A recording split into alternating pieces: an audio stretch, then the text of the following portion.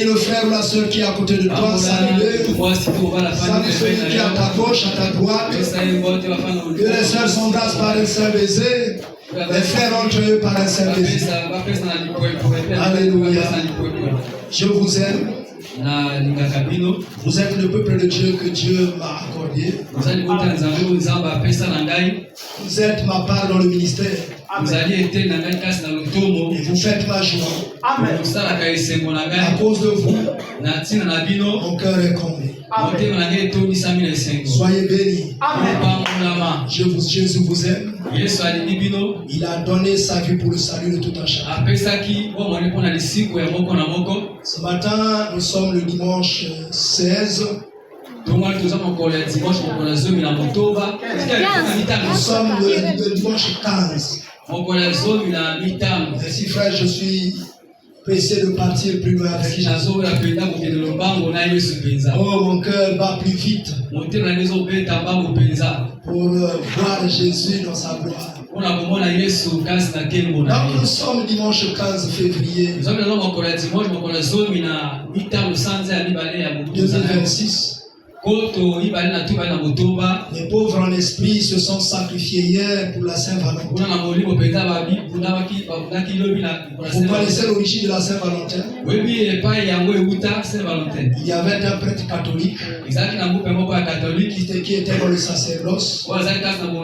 Il est tombé amoureux d'une femme. Et puis il a célébré son mariage avec cette femme. Vous savez que les prêtres ne sont pas autorisés à se marier. Puis l'église l'a condamné. Et le 14 février, on l'a tué. Et on a installé le 14 février comme la fête des amours. Et c'est ça ce qu'on appelle la Saint-Valentin. Alléluia. Amen. Vous connaîtrez la vérité et la vérité vous affranchira. Amen.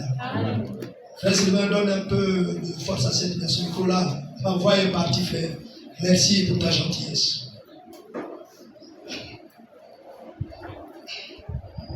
Aujourd'hui, nous allons parler de la liberté. Et dans la liberté, le sujet que nous allons évoquer est de se demander de quoi dépend la liberté.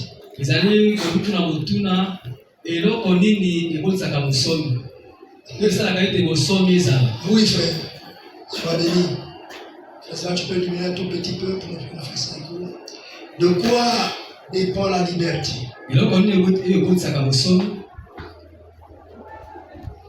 Et je ne saurais définir la liberté selon le dictionnaire. À chaque fois, je voudrais toujours que l'Esprit de Dieu me conduise.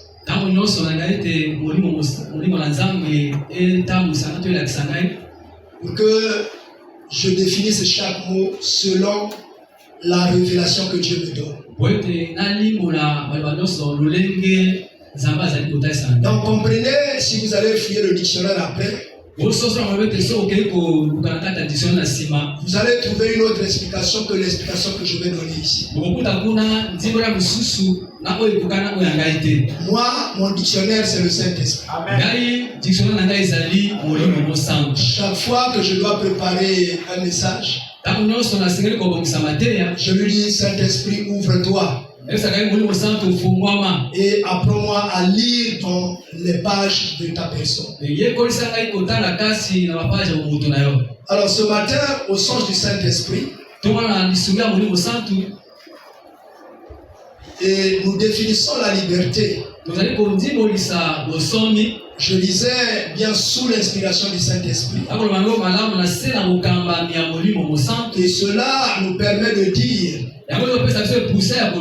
que la liberté représente le fait de mener une vie. Une vie joyeuse, au-delà des sentiments qu'on ressent, des étouffements ou des maladies multiples dans plusieurs domaines de nos vies. Je veux reprendre cette définition pour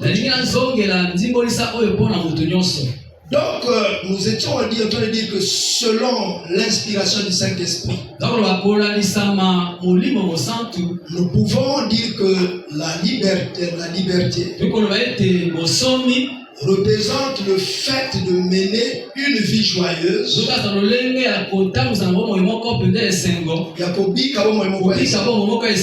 Au-delà des sentiments, des étouffements ou des maladies multiformes dans plusieurs domaines de notre vie.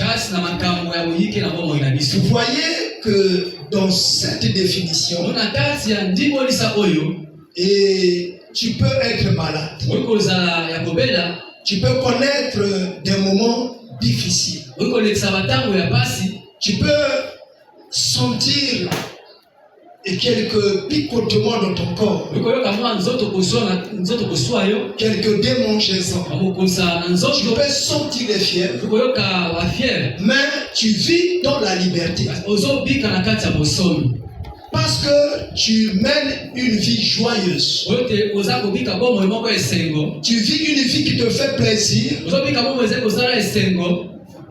mais pourtant quelques domaines de ta vie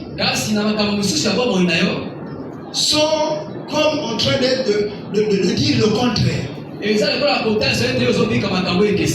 Je vous montre cela. Prenez le frère Paul.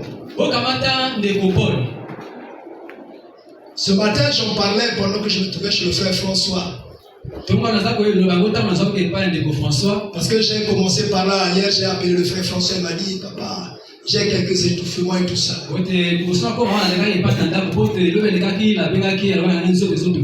matin, j'étais à l'enterrement avec le frère Sylvain. Et l'après-midi, je me suis retrouvé avec un beau frère qui se mariait. Et j'ai terminé le soir, je ne pouvais plus venir voir le frère. Le matin, j'ai abandonné ma famille, j'ai dit, je vais d'abord voir le frère. C'est quand même un combattant du Seigneur. Si ce sont malades, il faut que moi, le papa, je vienne. Il est mort au Seigneur. Et j'ai retrouvé notre chère maman Julie là-bas. J'ai été content d'échanger avec elle. Elle m'a dit, papa, je veux revenir à l'église, mais j'ai honte. Parce que je suis allé errer partout. Et j'ai compris que j'ai perdu mon temps. Et j'ai même dit au frère François, je veux venir, mais qu'est-ce que je verrai, papa? Qu'est-ce que je vais faire? Oh, j'ai dit au frère, la soeur, j'ai dit, mais c'est normal, ma soeur. Chacun de nous est ça et là pour chercher des solutions. Jusqu'à ce qu'il aurait compris que vanité de vanité, les promenades. Il faut que je revienne à la maison. Et tu seras toujours la bienvenue parmi les frères. Alléluia. Amen. Alléluia. Amen. Nous sommes toujours joyeux de te recevoir. Si tu es venu ici pour la première fois, tu peux lever la main. Ah, gloire à Dieu, nous avons notre frère qui nous bénit. Ça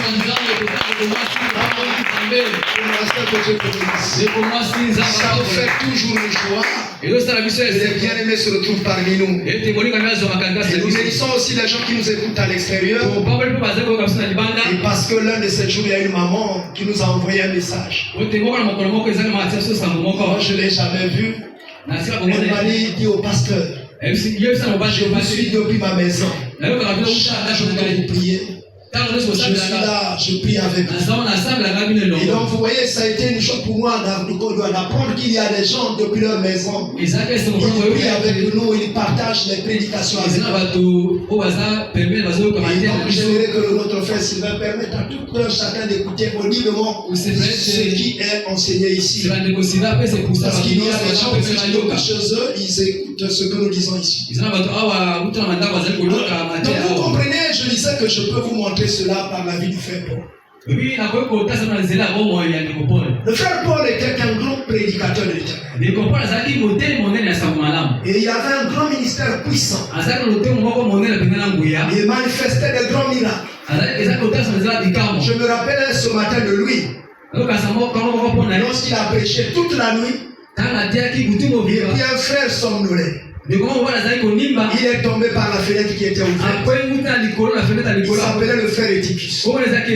Et lui, il a continué à prêcher. L'autre jour, je disais ici, si ce sont nos assemblées d'aujourd'hui, il y a des gens qui venaient de l'extérieur, ils viennent saisir le pasteur et ils commencent à taper le pasteur. Comment une brebis tombe? Il y aura même des révolutions dans l'église. Les gens qui se leveront pendant la prédication et disent notre pasteur n'est pas normal. Pourquoi il continue à prêcher quand quelqu'un est tombé par la fenêtre?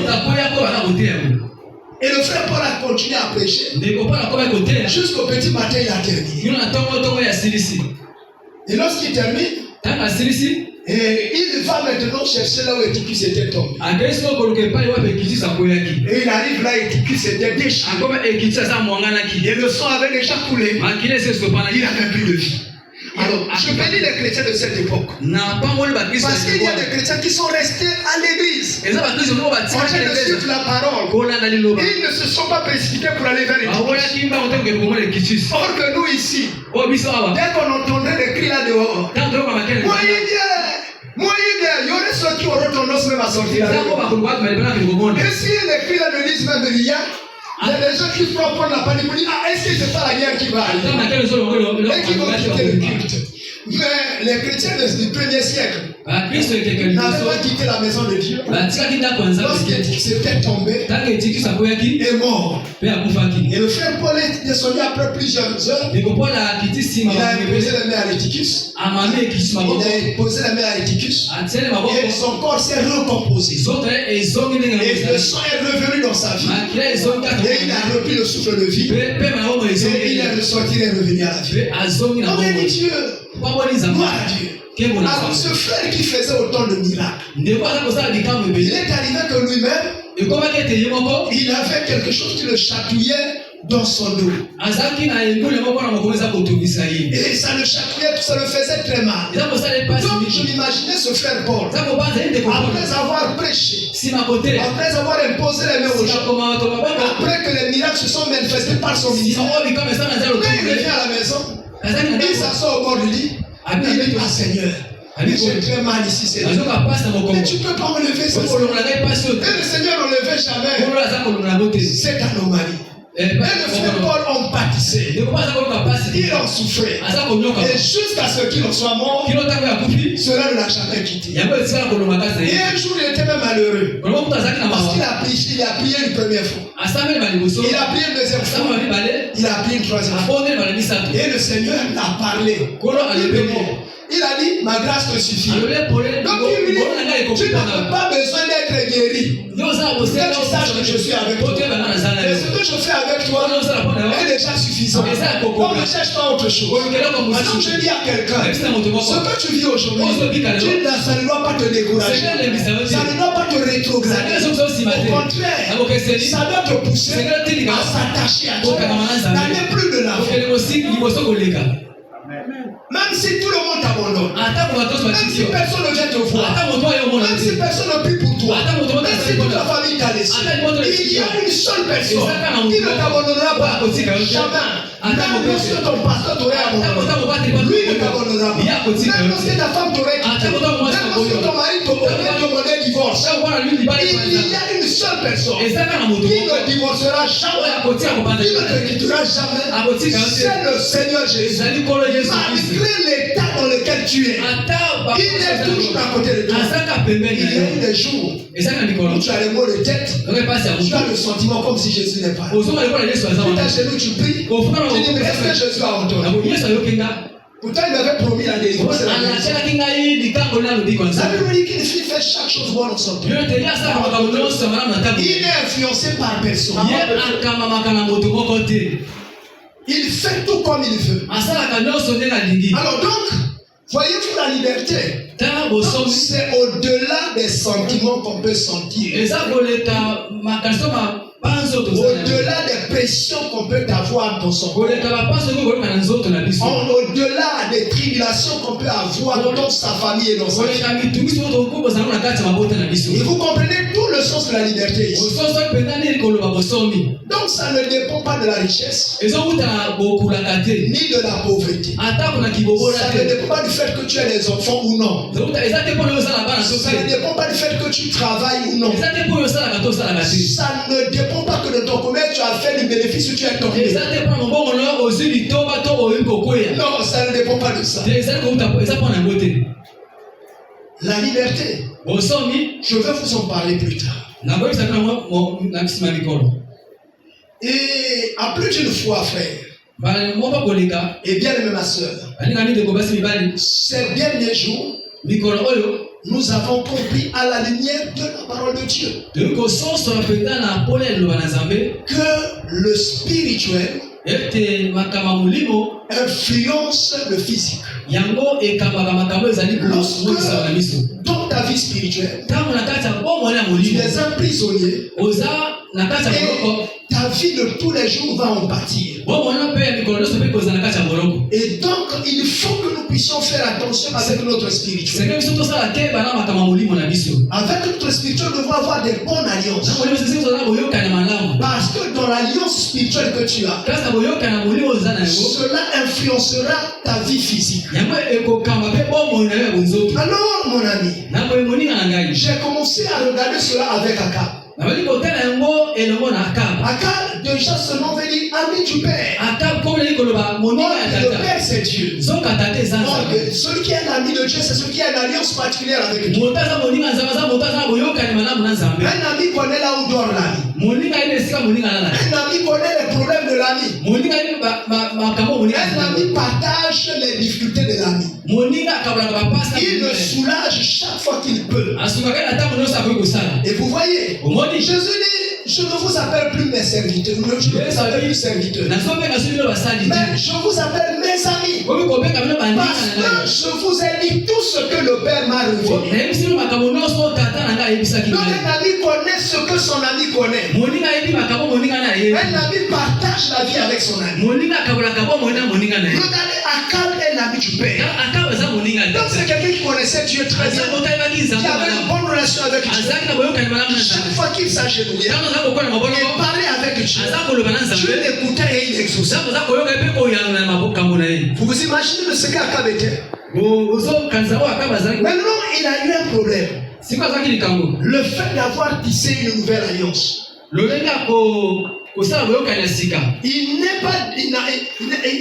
Il n'est pas resté dans son alliance avec l'Éternel. Il a créé un petit point quelque part. Il a ouvert une petite porte. Et par cette petite porte, il est sorti. Il a allé chercher la solution de sa vie. Parce que s'il restait dans la maison, il restait le temple de l'Éternel. Il n'allait jamais imaginer un jour aller se marier à une païenne. Il aurait imaginé chercher une femme en Israël. Parce que c'était ça les dispositions de la parole. Mais lui, il a ouvert un petit coin.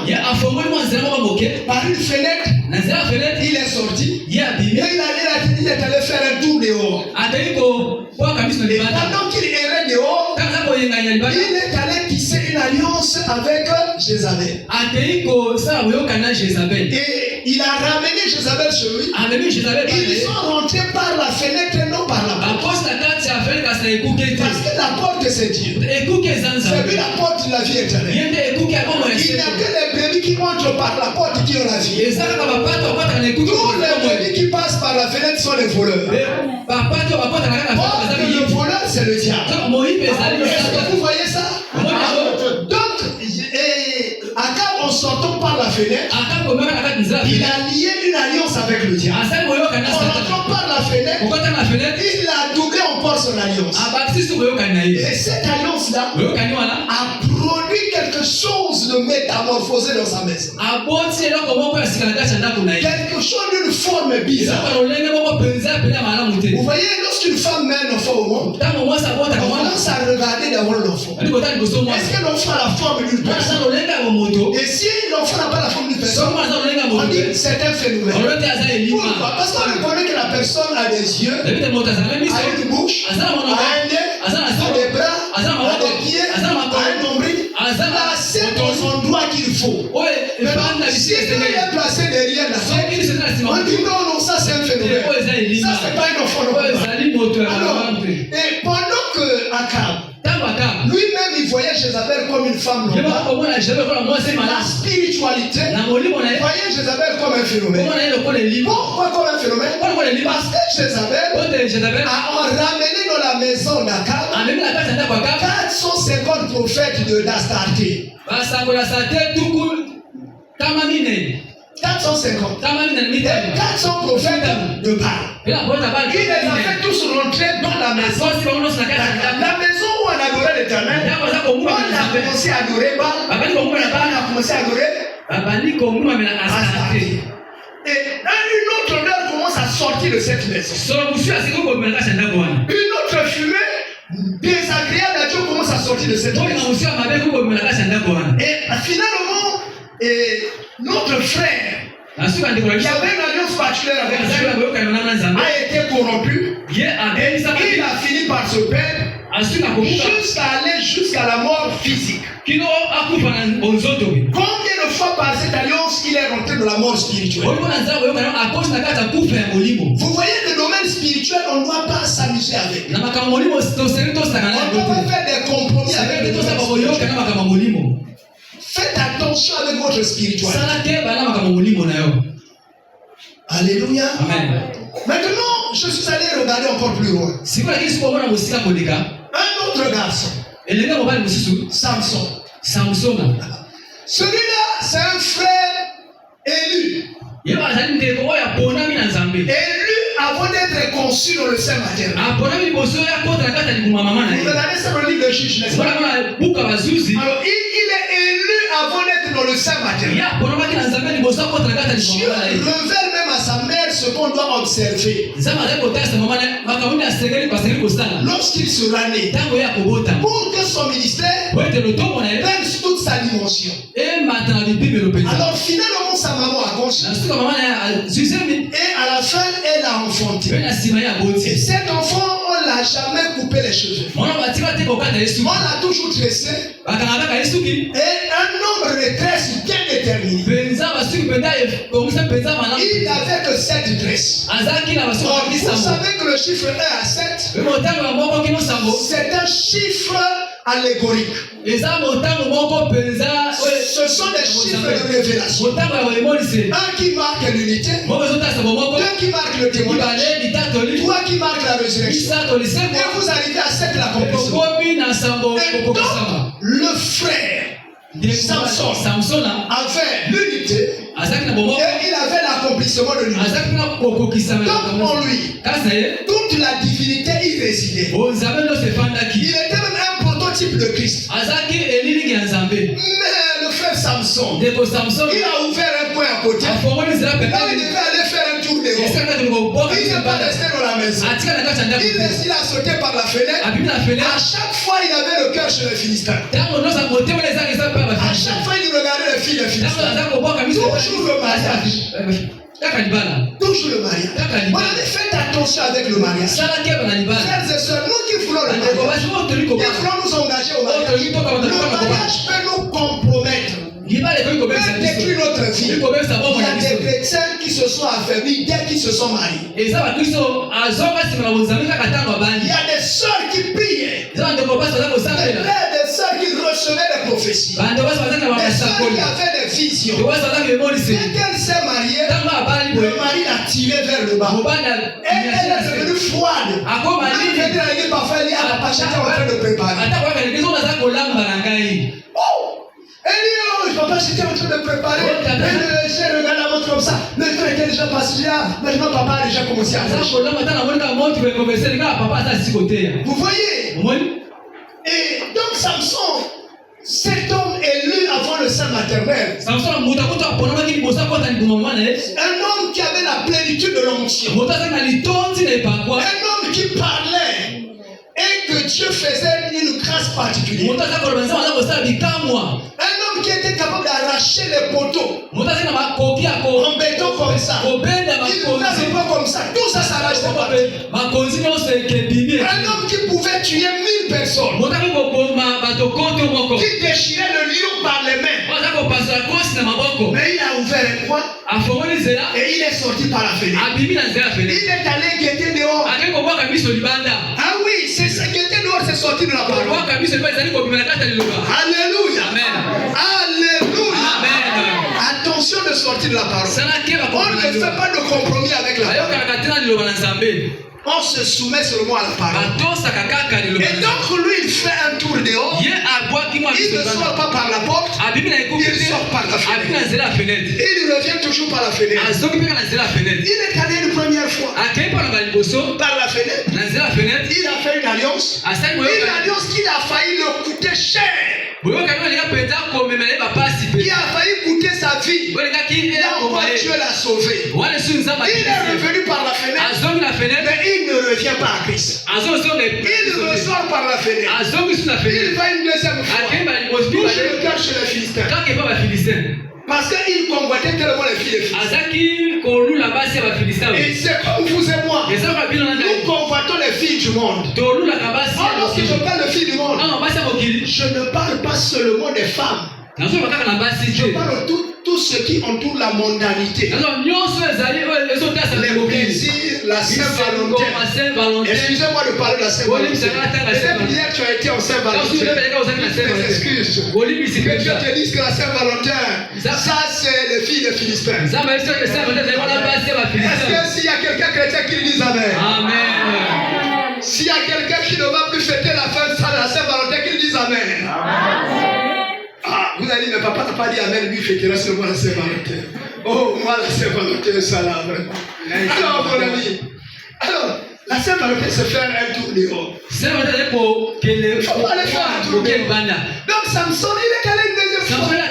Il a fait encore un tour dehors. Et là encore, il a connu un échec. Il est revenu une troisième fois.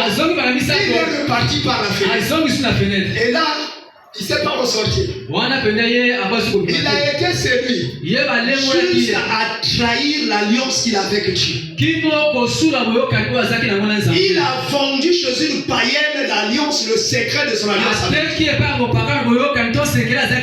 Et comme ça, on lui a coupé les cheveux. Les 7 tresses qu'il avait, sa force est terminée. Les cheveux, c'était le signe de son alliance avec Dieu. Même lorsque cela a repoussé, il a demandé à Dieu de lui donner un peu encore de force. Il ne l'a utilisé que pour la dernière fois. Après, il est mort avec l'autre. Il n'a jamais mis au monde un enfant spirituel. Donc son onction est parti avec lui. Voilà un héros qui a apporté son onction. Il y a Élie qui a donné naissance à un enfant. Qui est Élisée. Vous voyez, frère, attention de sortir par la fenêtre. Alors donc, je veux revenir à ça. Et vous allez voir que ces hommes qui avaient la liberté, parce que lorsque Samson se tenait devant 10 000 personnes, tout le monde tremblait. Quelque chose c'est qu'on faisait pour le maintenir dans la prison. Personne ne pouvait le vaincre. Donc il était un héros. Mais lorsqu'il a vendu sa spiritualité par une alliance, alors il a vendu sa force. Et il est tombé en esclavage. Et donc vous comprenez que la liberté, il faut que vous l'entreteniez. Christ vous a rendu libre. Mais cette liberté-là, vous devez l'entretenir par la parole de Dieu. À chaque fois, donnez-vous l'occasion d'écouter et de s'approprier la parole de Dieu. Car c'est elle qui illumine votre vie. À chaque fois, puisez vos forces en Jésus. En parlant avec lui par la prière. À chaque fois, éloignez le monde de vous. Parce que le monde va vous étouffer. Et va empêcher votre marche. C'est ce qu'on appelle la sanctification.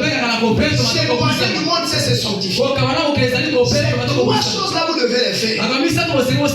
Et comme ça, vous allez avancer. Alors, lorsqu'on parle de la sanctification, on parle de la mise en œuvre de la parole. Alors, bien aimé, quelqu'un me dira au frère, mais qu'est-ce que tu es en train de nous dire ces choses-là qui nous mettent déjà en difficulté? Et nous avons vu que ces hommes-là ont été mis en difficulté parce que quelque part ils sont sortis de la fenêtre. Ton choix spirituel influence ton lendemain. Il n'y a pas de hasard.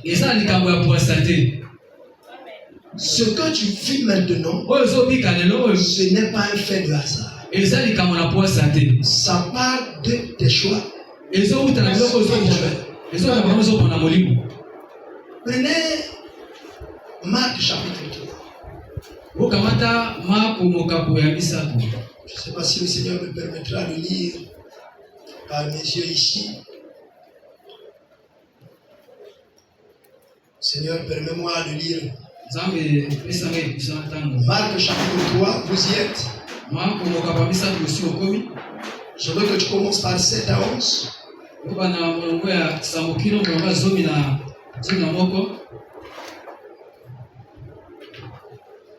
Marc chapitre 3. Voici l'écriture. Jésus se retira vers la mer avec ses disciples. Une grande multitude le suivit de la Galilée et de la Judée et de Jérusalem et de l'Idumée et d'au-delà du Jourdain et des environs de Tyr et de Sidon. Une grande multitude apprenant tout ce qu'il faisait vint à lui. Il chargea ses disciples de tenir toujours à sa disposition une petite barque afin de ne pas être pressé par la foule. Car comme il guérissait beaucoup de gens, tous ceux qui avaient des maladies se jetaient sur lui pour le toucher. Tu écoutes ça? Les esprits impurs, quand ils le voyaient, se prosternaient devant lui et s'écriaient: tu es le Fils de Dieu. Mais il leur recommandait très sévèrement de ne pas le faire connaître. Vous voyez? Là, j'ai lu seulement une partie. On vous dit que Jésus était là dans toutes ces contrées qu'on a citées. Parmi les gens qui avaient été possédés dans leurs alliances, et cela tourmentait leur vie. Et ils n'étaient pas tranquilles. Parce que spirituellement, ils avaient été conquis par des esprits impurs. Et à chaque fois, ils étaient agités. Et ne vivaient jamais comme ils voulaient. Et lorsque Jésus venait là, il chassait ces esprits impurs là. Et il les sortait de ces choses-là. Il les libérait. Et tout le monde voulait venir vers lui. esprits. Maintenant, je vais encore lire un autre passage. Tenez-vous toujours, tenez-vous assis. Et nous allons, je vais lire avec vous.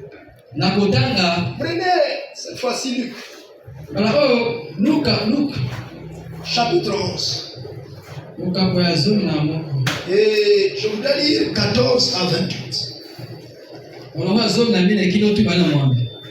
Vous allez me permettre ça, c'est trop long. Jésus chassa un démon qui était muet. Lorsque le démon fut sorti, le muet parla. Et la foule fut dans l'admiration. Mais quelques-uns dirent, c'est par Belzéboul, le prince des démons, qu'il chasse les démons. Et d'autres, pour l'éprouver, lui demandèrent un signe venant du ciel. Comme Jésus connaissait leurs pensées, il leur dit, tout royaume divisé contre lui-même est dévasté. Et une maison s'écroule sur l'autre. Si donc Satan est divisé contre lui-même, comment son royaume subsistera-t-il? Puisque vous dites que je chasse les démons par Belzéboul. Et si moi, je chasse les démons par Belzéboul, vos fils, par qui les chassent-ils? C'est pourquoi ils seront eux-mêmes vos juges. Vous voyez ça? Mais si c'est par le doigt de Dieu que je chasse les démons, le royaume de Dieu est donc venu vers vous. Ah, écoute ça. Lorsqu'un homme fort, le verset 21, Luc 11, verset 21. Lorsqu'un homme fort est bien armé, garde sa maison, ce qu'il possède est en sécurité. Mais si un plus fort que lui survient et le dompte, il lui enlève toutes les armes dans lesquelles il se confiait.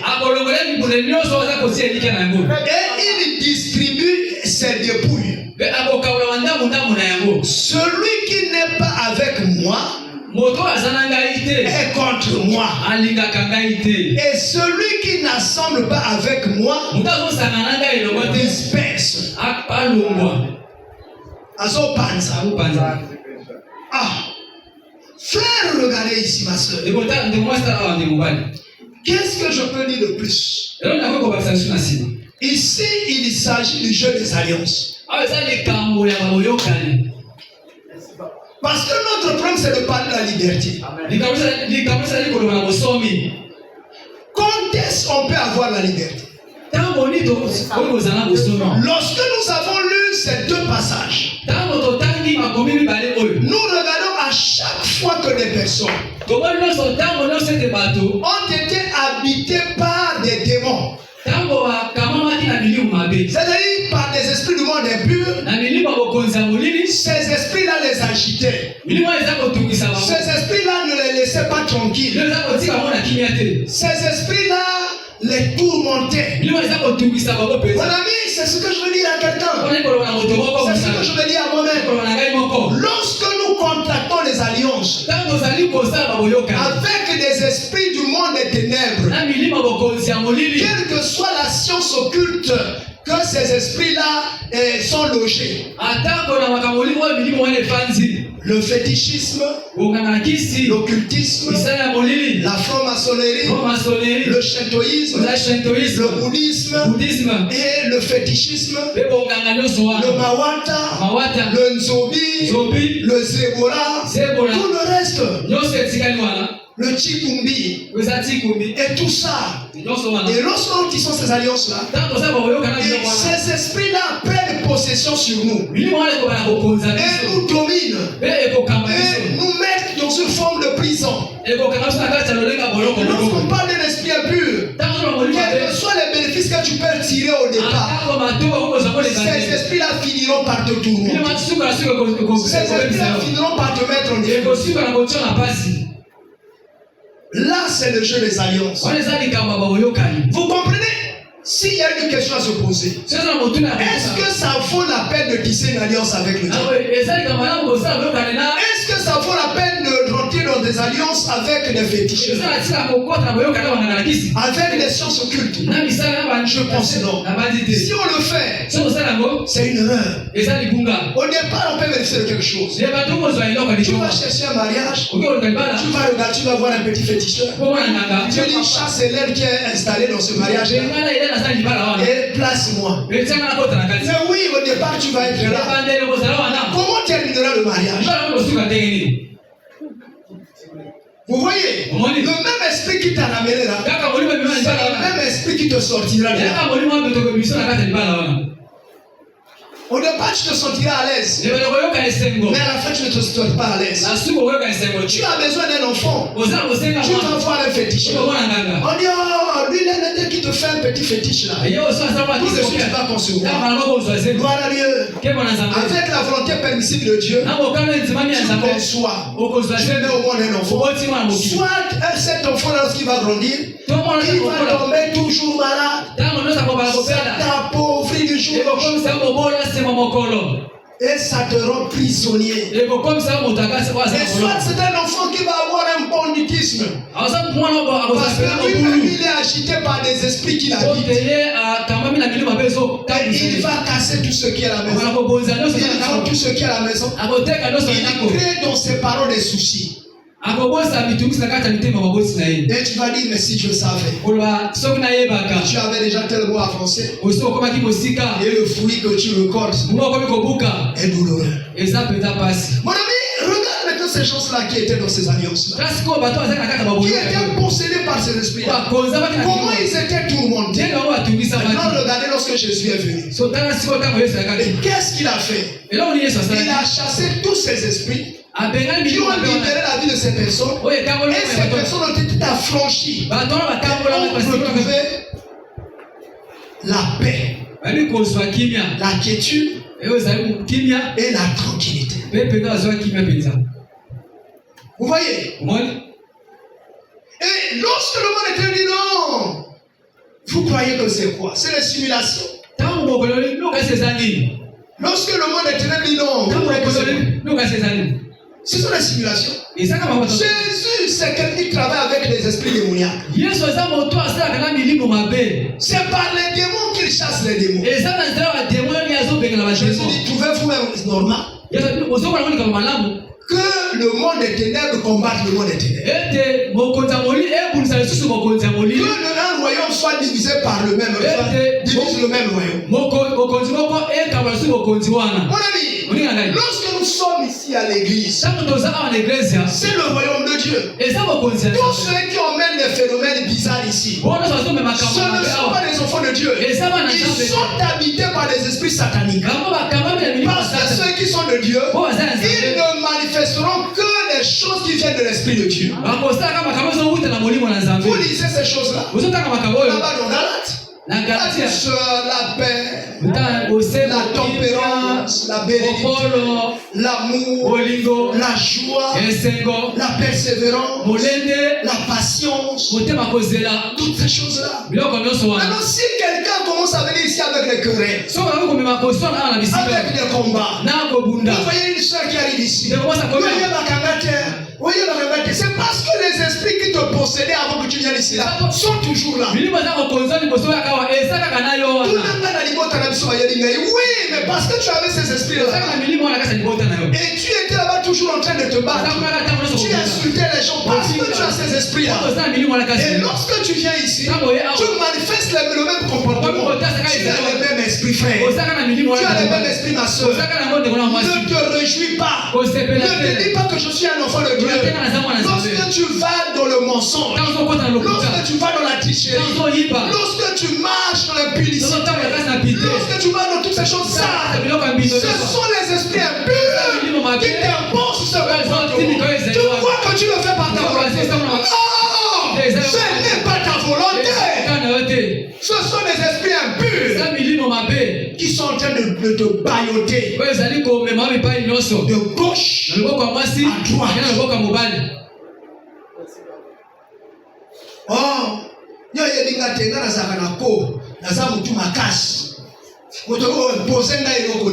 le manque de soumission, c'est un esprit impur. L'esprit impur est revoltant. Et chaque fois qu'elle entend la parole de Dieu, si cet esprit habite en toi, elle dit non, je ne fais pas ça. Même si le pasteur a lu dans la Bible, je ne fais pas ça. Je ne décide de ne pas faire. Je décide de ne pas arrêter de tricher avec le mari de ma soeur.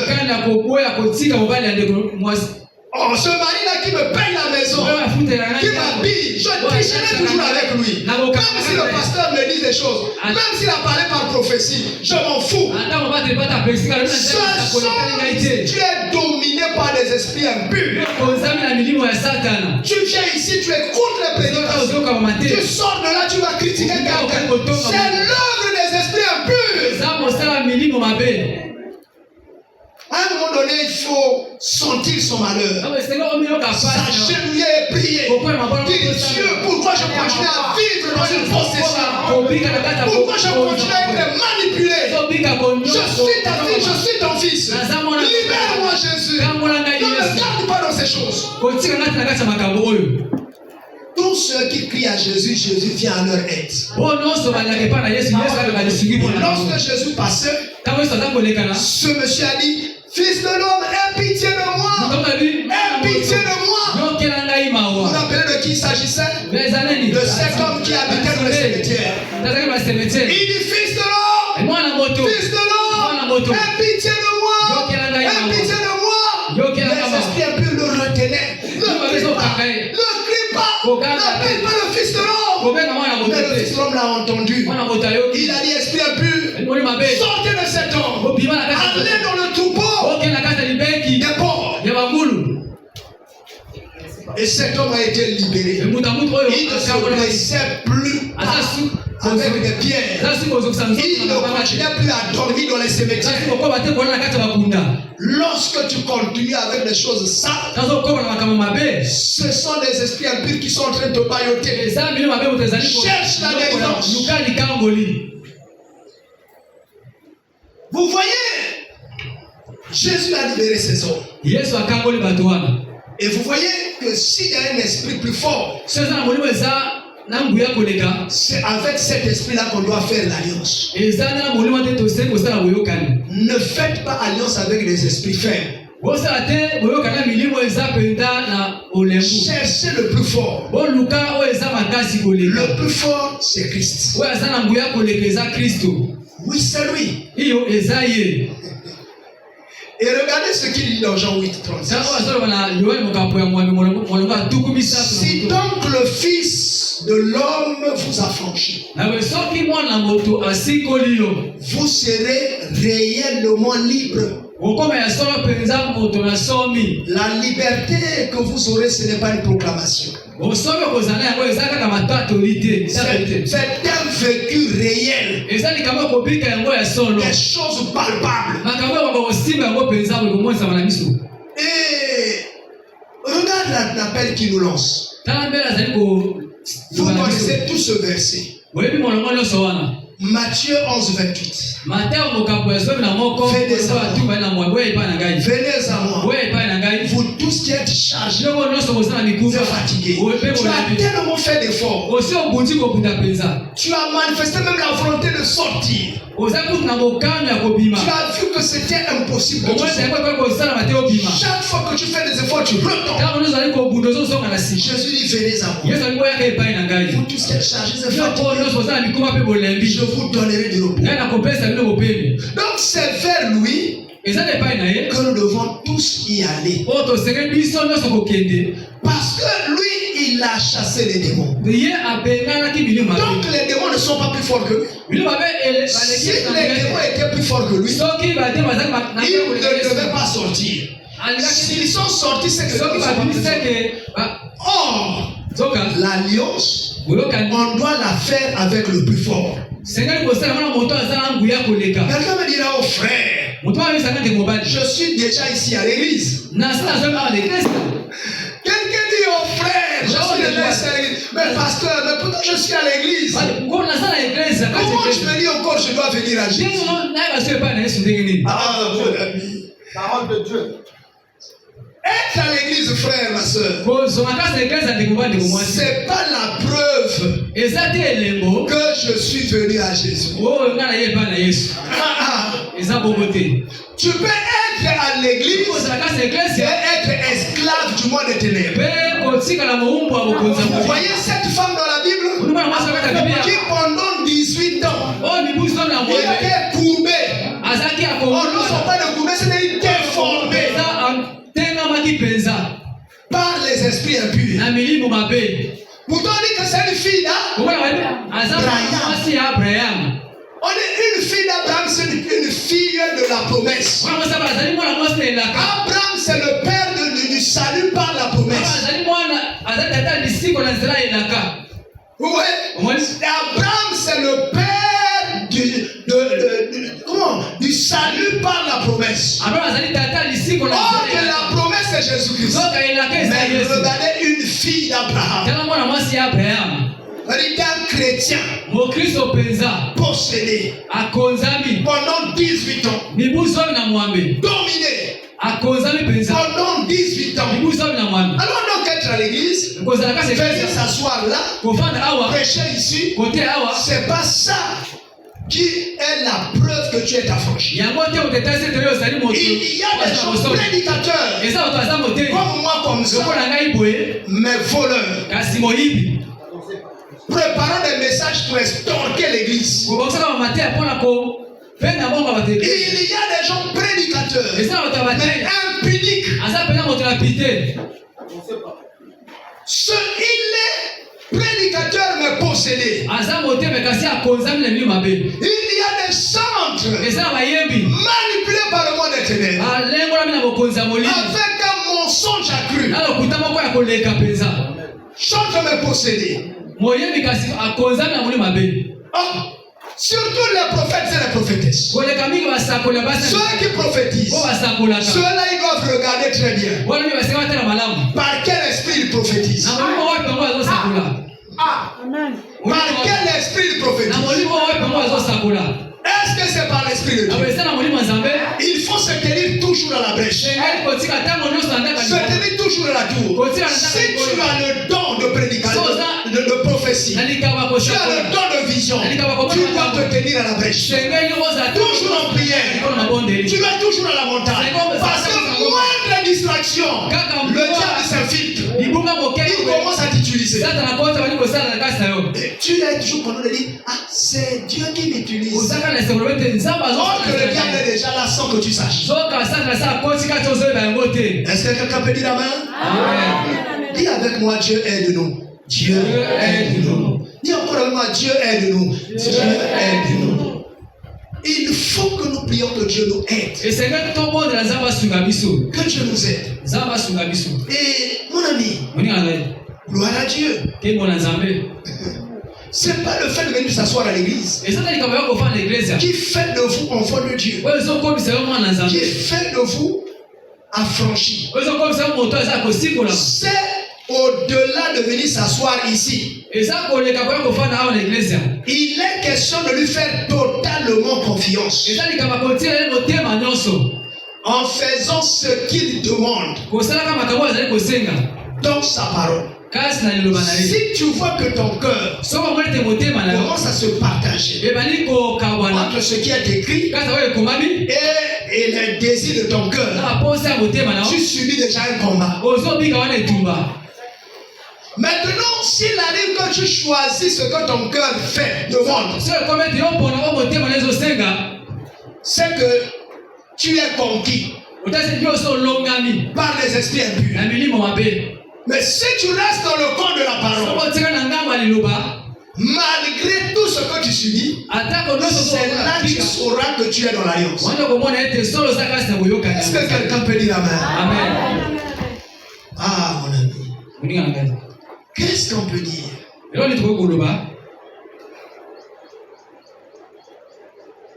Regardez Jacques.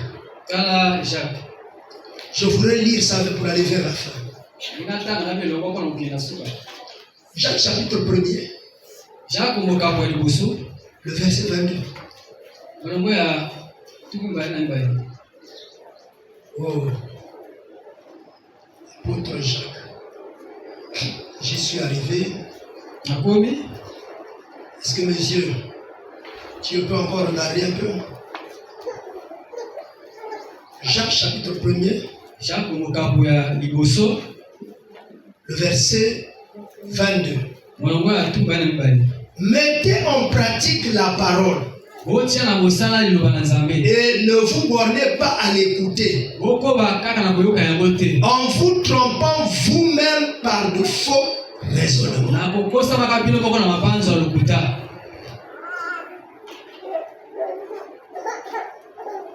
Lorsqu'on veut rester affranchi,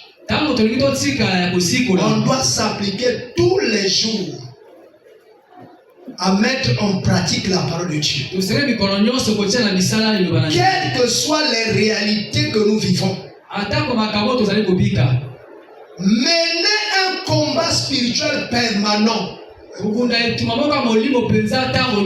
Mener un combat spirituel permanent en utilisant jour après jour les armes de Dieu qui sont consignées là-bas dans Éphésiens. Au chapitre 6e, à partir du verset 10.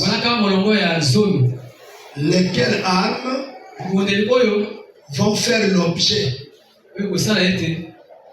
vont faire l'objet de nos enseignements et de nos prédications dans les tout prochains jours. À bon entendeur, salut.